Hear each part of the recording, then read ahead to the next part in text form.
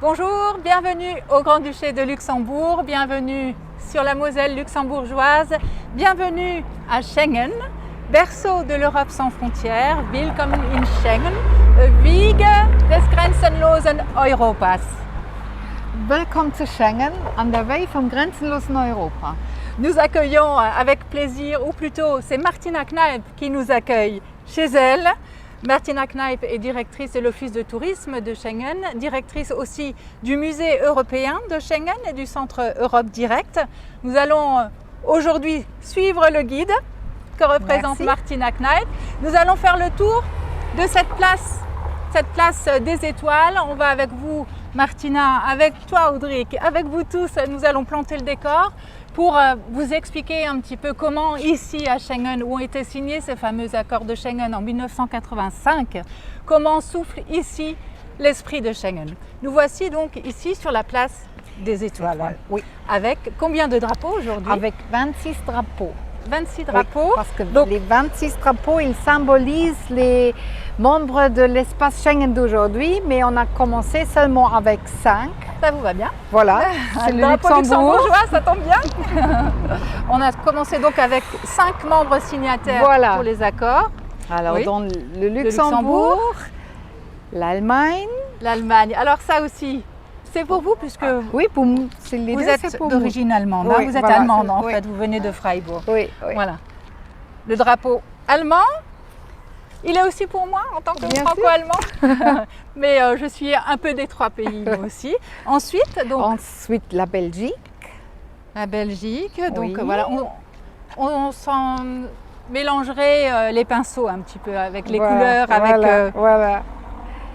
l'horizontalité ou la verticalité des drapeaux, on ne sait plus en fait finalement. On a les couleurs en tête. Et voici donc, ça c'est la France. Celui-ci. Donc le drapeau français. Pour vous situer, en fait, sous la banderole Schengen que vous voyez un peu plus loin, Audric, je ne sais pas si on la voit encore à l'image, la banderole Schengen. Derrière la banderole Schengen, en fait, c'est la France. On est là-bas du côté de Cons-les-Bains, à Pâques, un peu plus loin Cercle-les-Bains. Et en face, de l'autre côté du pont, c'est votre pays, c'est l'Allemagne. Oui, c'est on l'Allemagne. est à Schengen, à Perle, de l'autre côté du pont. Oui. Mais il nous faut encore les Pays-Bas. Ah oui, les Pays-Bas, c'est vrai qu'ils étaient parce qu'on a commencé avec les pays Benelux, alors donc vous avez Luxembourg, la Belgique et les Pays-Bas. Oui, voilà. Parce qu'on le disait devant le monument des accords, en fait, le Benelux formait un partenaire. Une unité, un partenaire. Oui. Parce qu'eux, ils ont déjà créé une union économique dans les années 60 ou avant. Ça veut dire à partir des années 60, ils ont eu déjà des frontières ouvertes entre Belgique, Pays-Bas et Luxembourg. Et il y avait déjà des flux de travailleurs et des flux en termes de circulation aussi, les camions en fait. C'est ça. Voilà, d'accord. Et donc c'est le Luxembourg qui présidait cette fameuse unité Benelux en fait au moment de la signature des accords. C'est ça. Voilà. Donc derrière nous, on voit aussi le musée européen de Schengen. Oui, le musée européen montre un peu plus en détail qu'est-ce que ça veut dire Schengen. Pas seulement que c'est un petit beau village viticole ici dans le pays des 3 frontières, mais aussi les éléments politiques plutôt scientifiques de cette idée des frontières ouvertes, beaucoup plus de l'ouverture des frontières. Si ça vous intéresse, on peut vraiment aller en détail. Mais ici, vous avez un peu quelque chose pour l'esprit et aussi pour les yeux. Oui, c'est vrai qu'ici souffle véritablement l'esprit de Schengen. Moi, venant de France, à chaque fois que je reviens dans ma région d'origine, c'est-à-dire ici au pays des 3 frontières, mon premier réflexe, c'est de venir me connecter. Alors, je ne sais pas si je vais me connecter au Grand-Duché spécifiquement, ou à Schengen spécifiquement, ou à l'esprit de Schengen. Peut-être un peu de tout ça, en fait, je pense. Et je vais aussi à Trèves, parce qu'on est véritablement ici dans un concentré d'Europe en fait. Et vous dites souvent aussi que c'est presque un laboratoire européen. Oui, c'est ça. Alors ça, c'est l'Europe en petit, en miniature. Oui. Ouais. Alors pour revenir à cette place, toujours pour camper le décor, donc nous avons les 26 drapeaux des 26 pays membres de l'espace Schengen. Voilà. Et puis ces colonnes des nations, ces fameuses colonnes des nations, vous pouvez nous raconter un petit peu qu'est-ce qu'elles représentent? On a 3 colonnes aussi avec 26 pays, 26 étoiles. Alors ici, vous regardez bien, vous remarquez que chaque étoile représente un pays membre. Alors oui. si Là, il faut regarder de près. on a commencé observer. directement avec le Luxembourg. Si vous connaissez le Luxembourg, vous oui, connaissez la très bien. cathédrale, vous connaissez la femme en Guelfra, or, la Guelfra. la Guelfra. Oui. Bien sûr, ici, vous avez les vignobles, très Ah, importants. très bien. Vignoble mosellan. Voilà. Grand-Duché. Et si vous avez un relief De la du carte du pays. Grand-Duché de Oui, Luxembourg. c'est ça. Ah oui, c'est parfait. Voilà, ici oui. on peut regarder un peu. Et les 26 pays, en Oui. fait, sont représentés avec Voilà. une étoile Voilà. et des éléments. incrustations Oui, de leur oui, c'est plutôt. identité. Oui, parfois il faut un peu de l'imagination, parfois c'est très facile. Alors Tour Eiffel, c'est clair, c'est la Oui, France. c'est vrai. Oui. On Mais est, si la on- France est où voilà, comme ça de c'est mémoire, pas vous difficile savez à trouver, voilà. Alors, c'est pas difficile. Oh Allez là, là. ah, un peu Effectivement. plus haut que Voilà, là les nous sommes autres. donc Oui, en vous France. avez, oui. Alors, voilà. mais c'est vraiment des éléments artistiques, alors c'est pas officiel bien sûr, et si vous regardez bien, alors parfois c'est des choses qui sont un peu à réfléchir, parfois c'est un peu à rire, alors Ou à c'est quelque rire, chose, c'est vrai, oui, c'est quelque vrai. chose où on peut vraiment passer un bon moment. Ouais, c'est vrai que je ne sais pas si les plusieurs dizaines de milliers de visiteurs regardent tous et s'amusent tous à Oui. observer, à décrypter les Ça, c'est les une identités. des symboles les plus importants ici, parce que Voilà. les gens, ils passent vraiment quelques minutes sur tous les Sur étoiles. chacune Parfois, des étoiles, ah oui, parfois c'est très facile à trouver la On fait le tour solution. du coup. Oui. Mais si C'est- vous connaissez peut-être pas les Alors- pays qui sont un peu plus loin d'ici, alors De parfois chez nous, oui. c'est Alors, pas au hasard, tellement hein. facile. Ce n'est Voilà. pas préparé, hein, c'est complètement Voilà. spontané. Voilà. Dites-moi, qu'on représente qu'est-ce quel que ça pays veut dire? Ça, c'est l'Islande. Ah, l'Islande. Alors, Ah, si ouais, on chez regarde nous. bien, vous avez aussi le relief de l'Islande, vous avez les moutons, vous avez le tricotage, Ah oui. vous avez les volcans, vous avez bien sûr les poneys d'Islande. Oui. Et Islande, par exemple, si on pense à l'Union européenne, on sait directement l'Islande ne fait pas partie de l'Union européenne, mais ils font partie de l'espace Schengen. C'est Ah un oui. des 4 pays membres qui ne font pas partie de l'Union européenne, mais quand même partie de l'espace Schengen. Ça, Ah c'est oui. quelque chose qui n'est pas tellement connu. C'est pas C'est très pour courant. ça que vous trouvez ici aussi quelques drapeaux qui ne font pas partie de l'Union européenne. Oui. Et il y a aussi des autres qui manquent ici de l'Union européenne. Oui, comme la Suisse par exemple. La Suisse est aussi un membre pas de l'espace Schengen, mais pas de l'Union pas de l'Union européenne. Mais à l'autre côté, il nous manque encore Croatie, Roumanie, Chypre, Bulgarie. Voilà, vous avez. D'accord.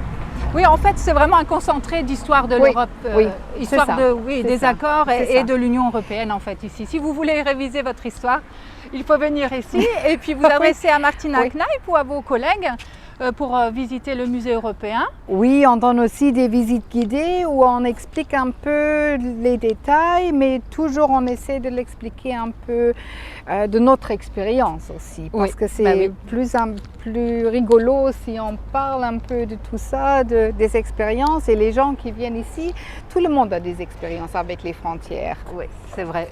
Mais chez eux ou au-delà Oui. de leurs propres Oui. frontières ou ici. Oui. Donc en fait, vous entendez des histoires de tous les pays. Ah oui, bien d'Europe, sûr, oui, Vous côtoyez tous les pays d'Europe. Vous Oui. avez des anecdotes comme ça à nous raconter?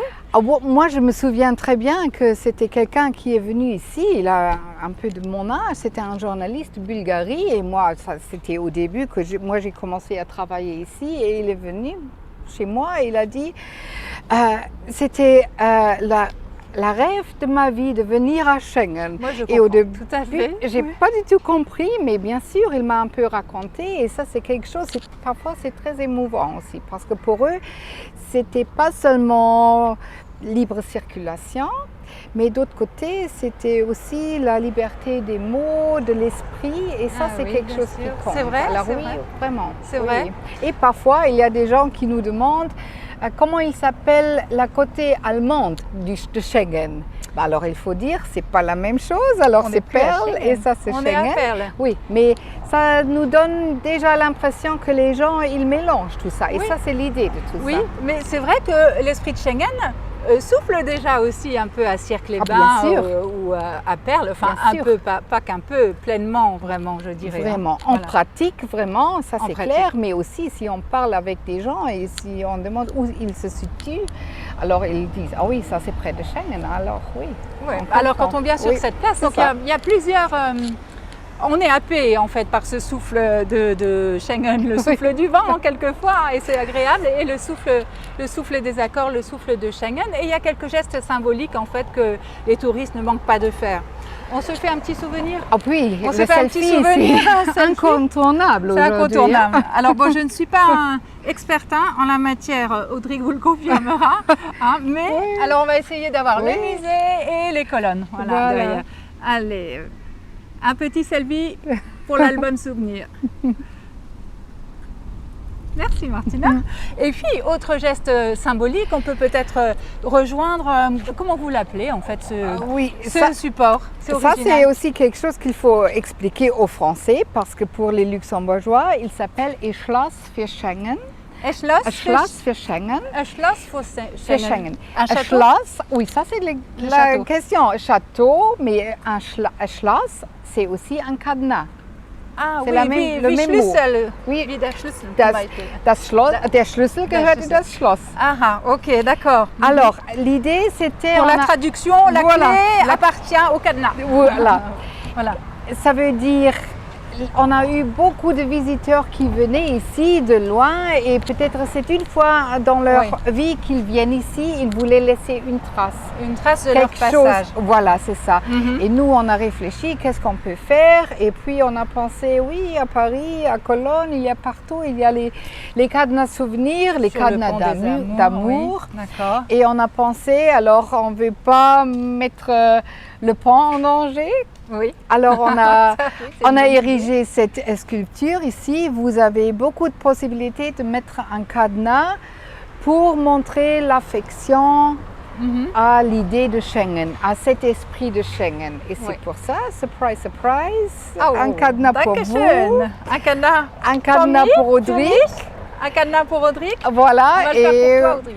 pour moi aussi. Alors, Et pour c'est Martina. pas le premier, mais quand même. Alors, Alors oui, ça ne doit pas être le premier. Alors en fait, chacun a quand même son compartiment, même si aujourd'hui c'est un Oui, petit peu oui, parce pêle-mêle que et cosmopolite. ça comme, c'est l'idée, oui. voilà, oui. le Grand-Duché.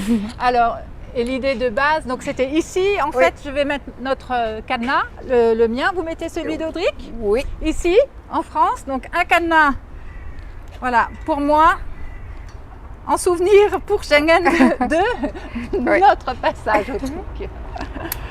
voilà.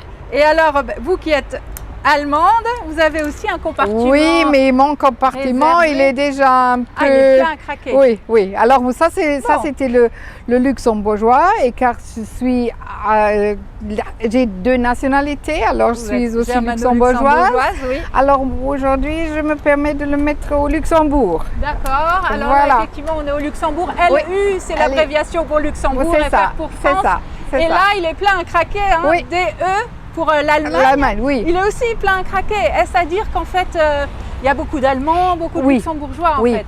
oui, c'est ça. Alors bien sûr, il y a beaucoup de monde qui viennent de partout, mais c'est évident. Alors l'Allemagne et la France, c'est nos voisins.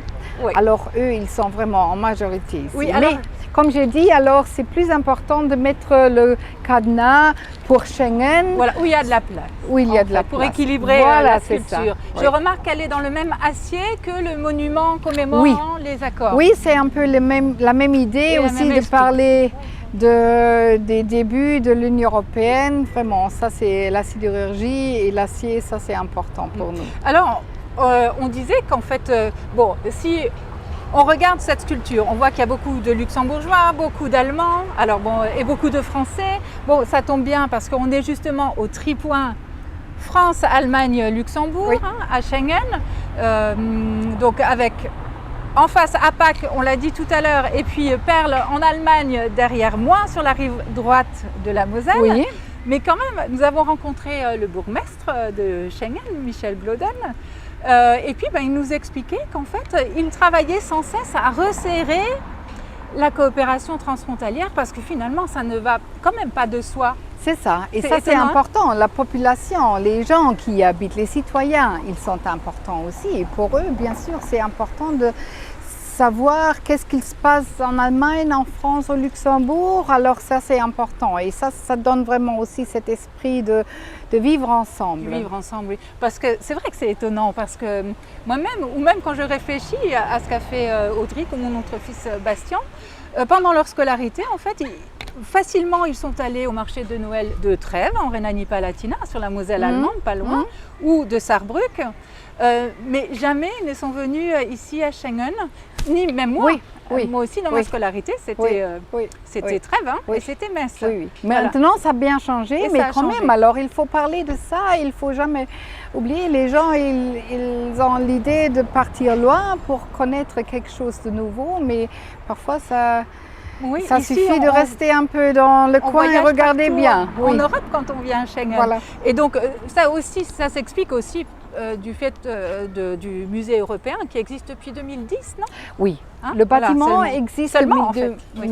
2005 et puis on a vraiment eu beaucoup de succès avec le bâtiment, avec le site de Schengen. Ça veut dire on a essayé de donner plus d'informations pour les gens qui viennent individuellement, pas dans les visites guidées. Alors c'était l'idée du musée. Alors dans le musée, vous avez un peu de tout. On peut regarder vraiment en détail qu'est-ce qu'il s'est passé à l'époque, Oui, comment qu'est-ce qu'il y a s'est comme passée la éléments signature. politiques, Ouais. etc. Vous avez Mais- prévu de nous emmener dans le musée tout à Oui, l'heure, bien non? sûr, bien Alors, sûr. Ça c'est Par très contre, important là maintenant aussi. tout de suite, Audric nous emmène, en fait nous sommes sur le ponton qui Oui. nous emmène donc Oui. à l'office de tourisme de Schengen, qui se présente étonnamment sous la forme d'un bateau en béton. Oui. Accosté donc bien sûr sur la Moselle, donc au niveau de la place des Étoiles. Oui, ça donne un peu la référence, bien sûr, Moselle, le Tripoint, ça c'est important. Et bien sûr aussi le Maria-Street, le bateau où les accords étaient signés. Alors, on Mais se bon, c'est souvient très un stable, peu de hein. tout. C'est Oui, très ça stable, reste. hein, quand même. Oui, A priori, il n'y a pas de danger. Pas du tout. Pas de danger. Non. Donc voilà, nous sommes ici à l'office de tourisme donc, de Schengen. Et alors, je dois vous avouer que je viens souvent. Et souvent, vous le savez, hein, je vais à la pêche, à la documentation. Et puis toujours, je m'étonne parce qu'on trouve, en fait, on trouve de tout ici. Nous sommes vraiment au cœur de la grande région transfrontalière, de ce pays des trois frontières. On trouve de la documentation sur la grande région, sur Quatropole, sur la Moselle luxembourgeoise, plus généralement sur le Grand-Duché de Luxembourg, sur la Moselle allemande aussi. Oui. Et puis tous les documents sont en français, en allemand, en Oui, luxembourgeois, oui, aussi en néerlandais. néerlandais, c'est très important pour nous aussi. Voilà. Oui, il y a un peu de tout. Alors nous sommes un peu la porte d'entrée dans le pays des trois frontières. Alors on a vraiment une belle situation ici. Porte Alors d'entrée vers le Grand-Duché de ben, Luxembourg. oui, et vers bien la sûr. Moselle. Oui, les tout. Alors ça, c'est quelque chose qui est, on ne peut pas vraiment diviser en différents pays. Alors ça, c'est par exemple, ça c'est pour l'Allemagne. On a aussi des prospectus pour la France. Die Deutsche Mosel. Oui, Ja. et bien sûr, on a aussi, par exemple, des projets communs comme Vélo Projet sans frontières. Vélo Ça, sans c'est- frontières. oui, Donc c'est- ça résulte d'une coopération Oui. en fait, entre les trois pays, Oui. voilà, de ce pays des trois Oui, frontières. et on fait Ok. ça vraiment. Alors, si on parle de la région ici, c'est toujours sans frontières ou grenzenlos. Alors, Le pays des trois frontières, Oui. on l'appelle, hein, en rapport avec, Oui. avec ce tripoint France, Allemagne, Luxembourg. Et on trouve de tout, en fait, hein, aussi ici, des objets déclinés hein, à l'effigie de Schengen, mais aussi, bien sûr, du vin de Moselle, luxembourgeoise, oui. le fameux crément aussi, Oui, mais luxembourgeois, bien sûr. oui, mais si on parle du vin luxembourgeois de Schengen, si vous demandez les vignerons de Schengen, tout le monde, ils ont aussi des vignobles en France et en Allemagne. Alors si Ah on oui. parle Ah, du c'est vin, général. oui, si Ah on oui. parle du vin de Schengen, c'est C'est parfois un vin des trois frontières. vin mélangé au moins. Ah, oui. Et puis vous avez aussi beaucoup de littérature et Oui. d'ouvrages sur d'ouvrages régionalistes, je dirais, autant luxembourgeois, français que Oui. allemand.